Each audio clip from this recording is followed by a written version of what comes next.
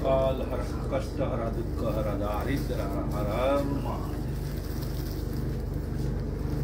সারা বছর যখন এখানে ডাকছি আসে না সবাইকে পারলাম না কাছে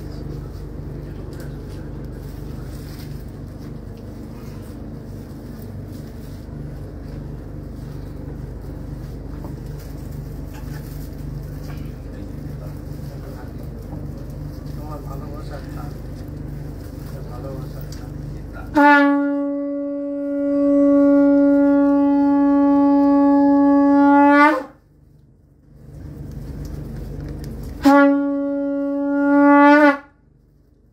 গাড়িতে মধ্যে ভিতরে দিয়েছি हर हर महादेव काल हर कष्ट हर दुख हर दारिद्र हर हर महादेव विश्वनाथ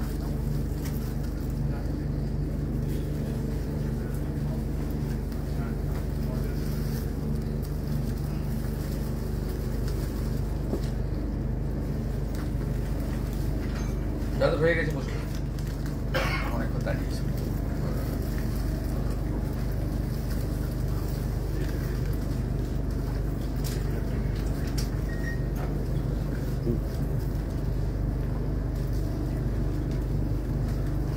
যাচ্ছেন না ছড়া করে দিয়েছে তো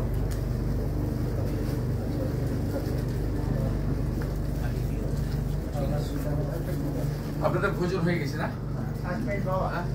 আমাদের মহামন্ডলের হরিদ্বারে আমাদের চিরসম্বন্ধী মহারাজ হরিদ্বারে অধ্যক্ষ উনি আমাদের ভোলাগিরি যন্ত্র আছে উনি যন্ত্রটা ওনার আসার এখানে নিয়ে আসার উনি অনুষ্ঠিত করেছিলেন ওনার শারীরিক হঠাৎ একটু মহারাজ তো না না বর্তমানে বর্ণনীয় গরিবের যেটা আপনাকে বলেছিলাম হ্যাঁ উনি এসছেন উনি একটা আপনার মালা ওখানে মহারাজকে চমৎকার থেকে পাওয়া যায়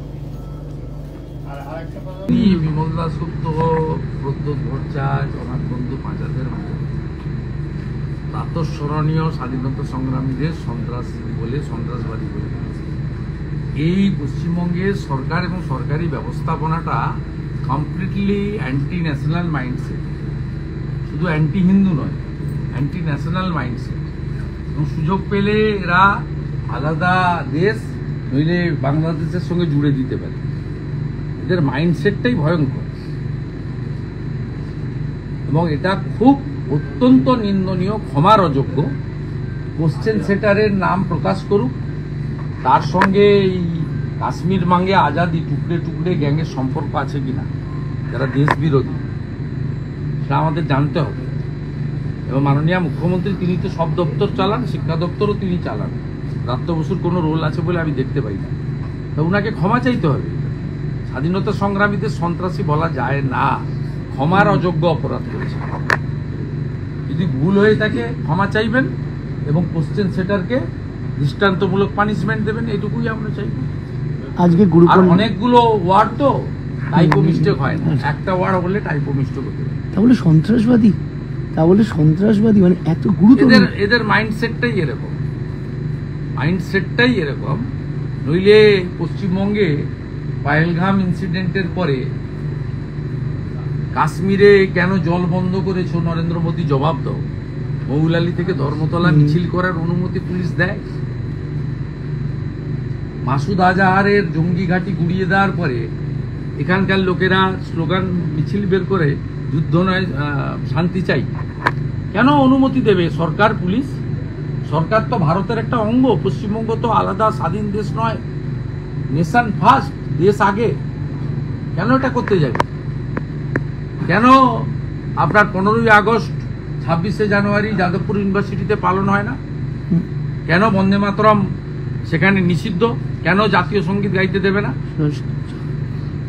সেখানে ইফতার পার্টি যদি হয়, রামনবমীর অনুষ্ঠানে হাইকোর্ট করতে হয় কেন ছাত্রদের? ইফতার পার্টিতে যদি ইমাম সাহেব গিয়ে তাদের ধর্মীয় অনুশাসন রীতি অনুযায়ী করেন, তাহলে কেন রামনবমীর উৎসব হবে না? কেন সরস্বতী পুজো হবে না? সরকার যদি নিরপেক্ষ হয়, তার দুটো চোখ খোলা থাকবে, একটা চোখ বন্ধ কেন থাকবে? এই অবস্থাটা পশ্চিমবঙ্গে চলছে। এটা মোটেই জাতির পক্ষে, দেশের পক্ষে, বিশেষ করে সনাতনীদের পক্ষে ভালো নয়। আপনি বারবার বলেন যে গত লোকসভা ভোট অনুযায়ী যা ভোটের ডিফারেন্স তা অত্যন্ত কম, সাধারণ মানুষ ওই হিন্দু মানুষকে ঐক্যবদ্ধ হতে হবে। কালকে ফিরহাদ হাকিম একটা কথা বলছেন যে বিজেপি কখনো মানুষের জন্য ভোট চায় না, মানুষের জন্য উন্নয়নের জন্য ভোট করে না, ওরা বরাবরই ধর্মকে বেছে নেয় এবং ধর্মের জন্যই ভোট করে, তাই কোনোদিন সফল পাবে না রাজ্যে। উনি তো যেগুলো চান সেগুলো তো আমরা হিন্দুরা চাই না। উনি দাওয়াতে ইসলাম দিয়েছেন, আমরা কেন ধর্ম পরিবর্তন করতে যাব? উনি বলেছেন 50 ভাগ লোককে উর্দুতে কথা বলতে হবে, সেদিনই তিনি খুশি হবেন। তিনি যে সমস্ত বচন ভাষণ দেন সেটা একটা পার্টিকুলার কমিউনিটি বা উনি যে ধর্মে বিশ্বাস করেন সেই ধর্মকে খুশি করার জন্য। উনি তো সকলের মহানাগরিক বা সকলের মন্ত্রী হতে পারেননি। উনি পাকিস্তানের ডন পত্রিকার সাংবাদিককে নিয়ে গিয়ে যদি গার্ডেন রিচে বলেন ইহা ভি এক মিনি পাকিস্তান হ্যায়, এগুলো তো মোটেই সুখকর কথা নয়। তাই উনি স্বপ্ন দেখতে থাকুন। স্বপ্ন অরবিন্দ কেজরিওয়ালও দেখতো, 27 বছর লেগেছে যেতে। উদ্ধব ঠাকরে তো শপথ গ্রহণ করবে বলে কবে করবে, কিভাবে করবে, তার জামা কাপড়ও কেনা হয়ে গেছে। সেগুলো সব সফল হয় না। আমি এখানকার পশ্চিমবঙ্গের জনগণকে বলবো, যারা রাষ্ট্রবাদী, যারা চান সনাতনীদের, হিন্দুদের উপর অত্যাচার বন্ধ হোক, যারা চান ভারতবর্ষের সংবিধান অনুযায়ী সরকার চলুক, যারা চান সরকারের দু চোখ খোলা থাকবে, উত্তরপ্রদেশে যেমন সবাই ধর্ম পালনের অধিকার পাচ্ছে, এখানেও পাবে শৃঙ্খলার মধ্যে, নিয়মের মধ্যে, এবং অপরের ক্ষতি না করে, অন্য লোককে উত্তপ্ত না করে, যেটা স্বামী বিবেকানন্দ বলে গেছে, নিজ ধর্মে আস্থা রাখো, অপর ধর্মে শ্রদ্ধা করো। এইটা পশ্চিমবঙ্গে যদি করতে হয়, 68% হিন্দু বাড়ি থেকে ভোট দিতে বেরোলে হবে না। 100 জন হিন্দুর মধ্যে 90 জনকে বাড়ি থেকে বেরিয়ে এসে ভোটটা করতে হবে। আপনারা ভোট দিতে আসেন না। ওদের এমএলএ হুমায়ুন কবির বলেছেন যে হিন্দুরা ওই দিন হলিডে পালন করে, ভালো খাওয়ার দাওয়ার করে পরিবারের সঙ্গে, আর আমরা মুসলিমরা মুড়ি ঘুগনি খেয়ে সকাল থেকে ভোটটা করি।